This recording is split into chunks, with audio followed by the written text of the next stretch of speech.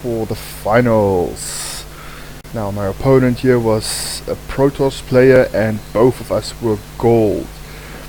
So just to get back into it, Sun Trader, before we started this game I had a quick chat with him asking how his games were.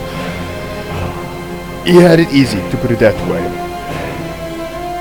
He literally had it easy. He had quick rushes and he was literally just waiting for the rest of the time for us to finish.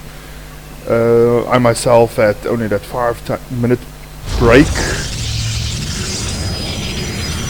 and in this case I immediately, after I chatted to him, I decided to jump into the game. Both of us just sending out those probes for scouting. He did the same on the 4v4 maps, and he scouted the wrong way, and of course I did the right way.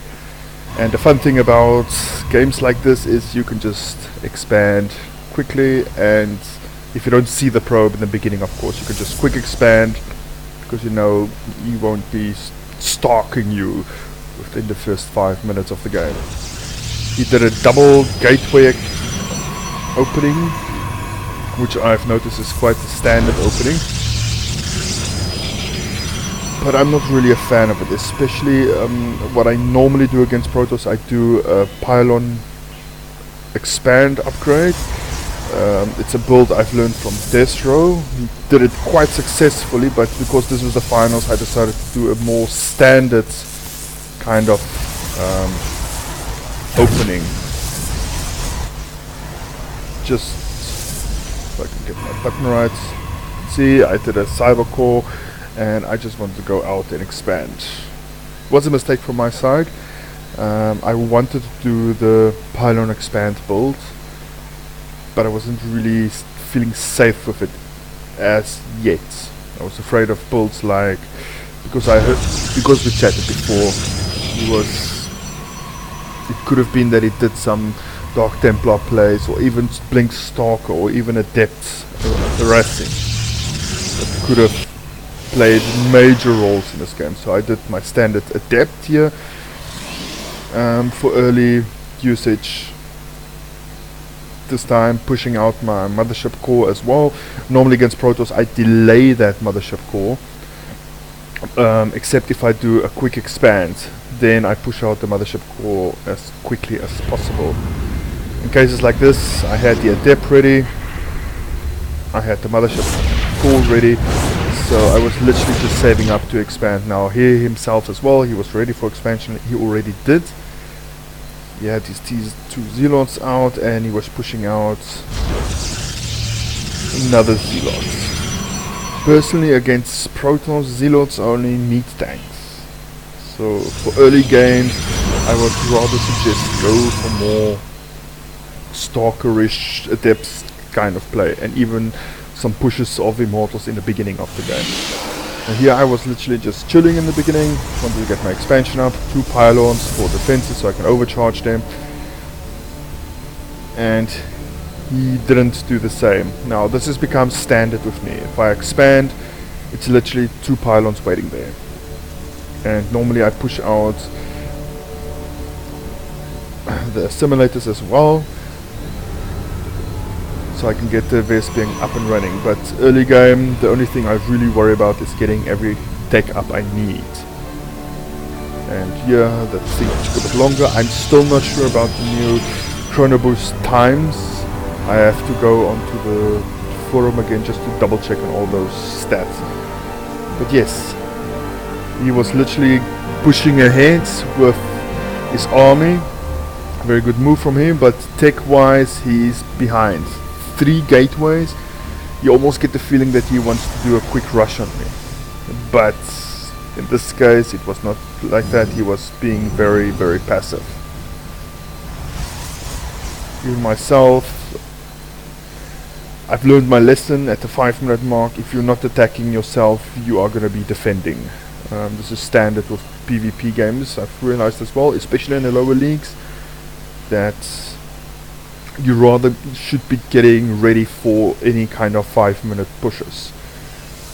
At this stage he's just pushing out units. I even saw that he forgot. Now he's pushing it out.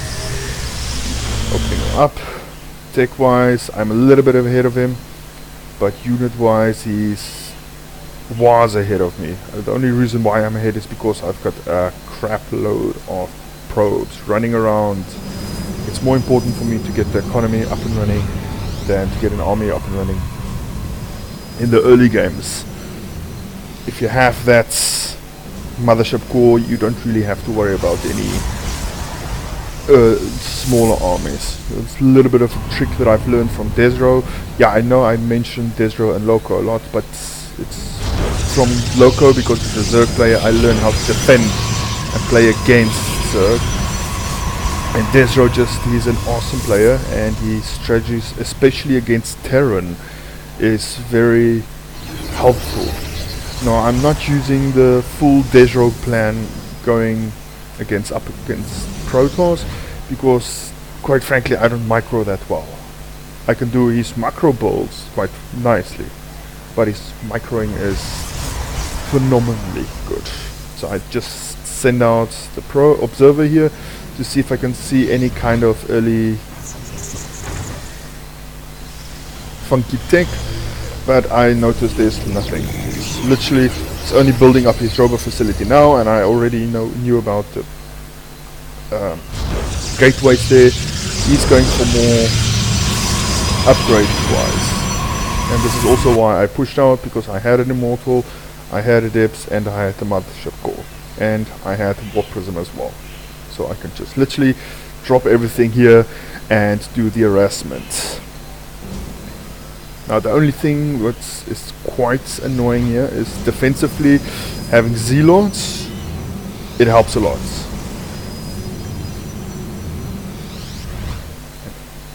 Warp Prism just waiting there.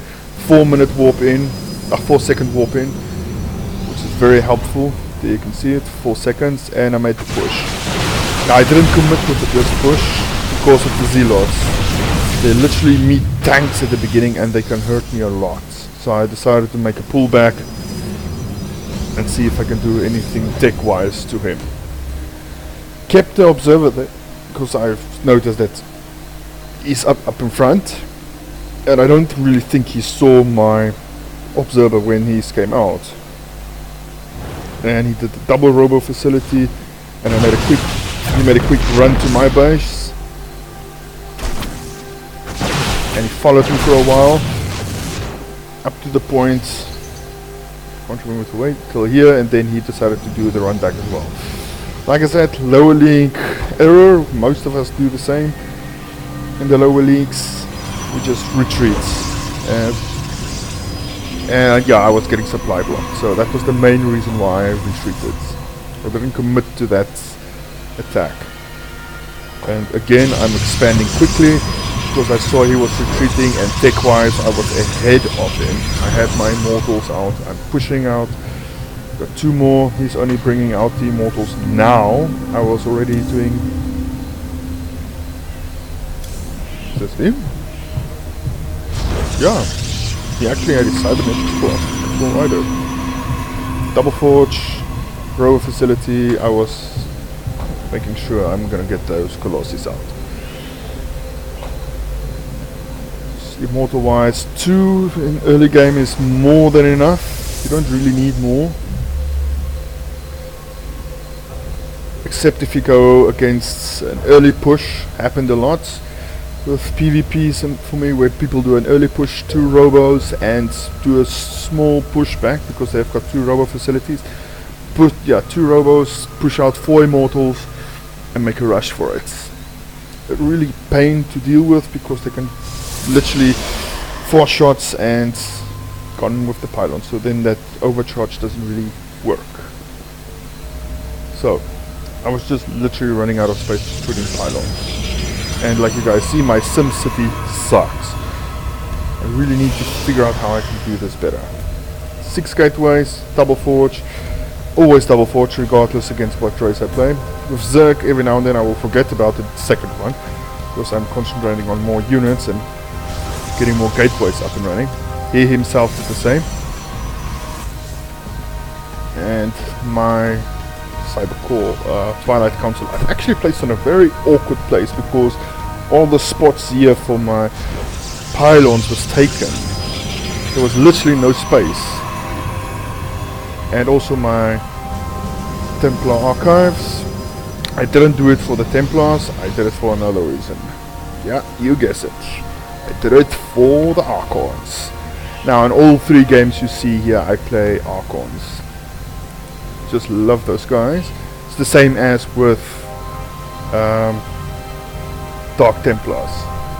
It's something you will see in each game of mine. Even if it's extremely late game, I will start bringing out Templars. I do have some funky builds, but I just want to get the build order right for Legacy of the Void. For Heart of the Swarm, for example, I had a very nice build for Dark Templars. Especially against Terran, funny enough it worked very well. I never did it against Protoss because of the Robo facility. Because they can quickly spot it. But against Terran, you literally just drop one at each base, and especially against Zerg as well. Drop Dark Templar on each base, or literally lure one out. Or go to this one, make sure everybody moves out to the one base and go for the main base, send 2 there. And there's some cases when I play against Diamond players that I've actually pushed out something like 12 Dark Templars at once. Now that game, I wanted to stream it before this one, before this tournament, but I've noticed, no, rather give you an exciting tournament, which is turning out to be quite boring, where I literally destroyed the guy with Templars, Dark Templars. He made a switch to Corruptors, and I was so far away from a Stargate that I decided, went in our Dark Shrine. Dropped something like 20 Dark Templars in his literally in the front of the base, and I clean wiped everything in seconds. So that was fun. But we're not now at that game, we're at this one where everything is literally just being passive. I had 2 Colossi out, and he was doing Zilog legs, which honestly, since Legacy of the Void came out, I have not even tried to research. Normally I was a fan of it, but since Adepts are out, why do you need a Zealot? Yes, Zealots are strong against a lot of units, but it's rare, in literally rare cases where I decide, let's go push out Zealots with leg rush. Huh? And here we go. He had double Colossus, but army-wise, in comparison, I had 4 Colossi, so army-wise, size-wise, I was ahead of him. And this is also where he realized that he's in for a hectic thrust. He had blink, and he blinked completely wrong here. He blinked into the army. Now, if you have an army outmatching your army, blinking towards a battle is never a good idea. Now, because of the Archons, I literally just ate his army for breakfast. And that thing doesn't slow down as much as it used to. I was expecting a bit more. And here again, more Archons, the more the mirror. At this stage of the game, you don't really need to worry about any kind of low-tech units, especially against Protoss. Drop. Okay, you can still use Stalkers, but some units like, for example, Zealots, you just leave. Only for early harassment, or for late harassments. If you see he's got a ninja base somewhere, you can use those Zealots to take them out. But in general, don't bother. Now he literally wanted to go here for a ninja base. I had no idea he did this. But I did know about the Zealots. I felt it. Trust me, I felt it. Here, 3 mortals still alive, and I'm still concentrating on only walking in And only now, for the first time, there's my Zealot legs. For the first time, it's late game, and I decided, okay, fine, I have a lot of minerals floating for no good reason. Let's just start using it. Expand, expand. Do the multiple expand thing. Old funky trick about mine. There's the double pylons. The one is a bit off center. I should have placed this one personally a little bit closer, but I think I had a quick click there because I wanted to make the move out. And again, on the same map, the same mistake, a run past. I didn't notice his army, he didn't notice my army, and I had Zealots there just waiting to be eaten up. And this is exactly where I saw, okay fine, I need to make a double split because he's attacking me from this side and he's attacking me from this side. So Archon's in for the tackle. Colossi are literally eating up my Nexus. I am way out of position and I'm just trying to save anything I can. Here he's eating me up. Here he's moving his army back, but this was his mistake. I literally had him crunched here, destroying this whole army with my Archons. Even those Immortals didn't have a chance against this. And gone. And here he was moving in and I decided to ignore those Zealots. Again. When in doubt, Dark Shrine. I had my Dark Shrine here somewhere protected. There it is. I had it up. What's a guy without me building a Dark Templar? Huh? In all my games. And gone with the wind. Now I'm just harassing him from the front. He didn't have to take to build Archons. He didn't really concentrate on it. He did the double robo. He did that Twilight Council, but nothing else. In games like this, or in my cases, if you know you're gonna play against a high-tech player, don't stick with robos, don't stick with stalkers. You have to take up something more sufficient, like Void Rays or anything that's direct. And they GG'd out, game over, well played by him. But basic error. He expanded a little bit too late here. He didn't go for any kind of high council or dark shrine kind of builds. He didn't go for void rays or even carriers or even tempers in this case. In games like this, especially PvPs, the games need to be flexible. Really, you have to be thinking out of the box. Early games, it could be anything. You need to prepare for A, Dark Templars. B, you have to be prepared for cannon rushes. C, you have to be prepared for proxy gateways. C, which is very popular these days, is high Skytools players. Those are the things that early games needs to be prepared for. I had my poor little observer here the whole time. He only ended up dying at the end of the game. But I had enough info to see that this guy is not going for a high-tech game. This was his tech. There, that's it. So for any of you Protoss players out there, for PvP games, they are a mess. Yes, they have always been a mess. But nevertheless, tips from my side, especially from the mid to the late game, try to make transist into any kind of Templar kind of play. Keep your robos, keep your Immortals, keep your Colossi close nearby. If you have a very good APM and your aiming is good, Disruptors will also help a bit melting away the shield. Remember, Disruptors do extra damage against shielded units, so meaning they do extra damage against Protoss. So keep that in mind. My APM is, and my target aiming is not that well yet, so that's why I haven't really practiced with them. I do use them though against Terran and sometimes against Zerg, but Protoss I would advise. Build them, they do extra damage against shielded units. So that's everything from my side. I hope you guys enjoyed. Oh yeah, the one thing I need to show you before all of you doubt, I did prompt 2 golds just to show off. Someone needs to do a showing off around here. It's not just the other guys that can show that they're higher leagues. I'm still lower leagues, but remember, as I said in the first game, I'm only here for the fun of it. There you can already see.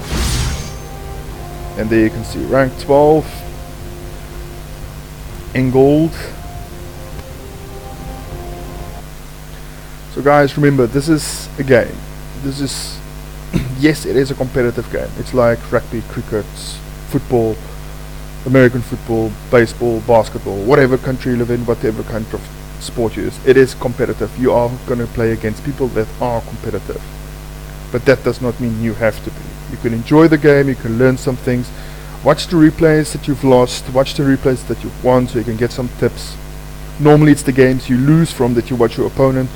Then you normally start speaking to yourself and say, hey, I could have done that better. Listen, if I've transitioned into this, I could have done that better. So keep those things in mind. It can help you. So I'm logging off. I'm going on Twitch for some of you that watches it. Have a good one. See you next time.